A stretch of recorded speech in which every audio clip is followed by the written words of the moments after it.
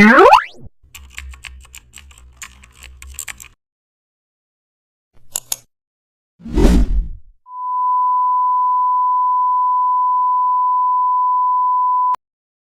back to the channel, and don't forget to like, share and subscribe for more updates. Today we are diving into an exciting tutorial how to create a cinematic glow poster. Use a dark photo with good composition and add blue and orange gradient maps. No duplicate and set blend mode to soft light and add directional glow behind subject. Use color dodge brush to paint highlights and also add soft bokeh for atmosphere and apply curves for film contrast and also add noise to maintain cinematic textures.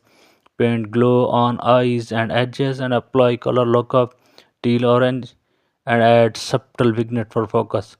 Sharpen center details slightly and merge layers with balance adjustment. Your poster now shines the cinematic power. Thanks for watching.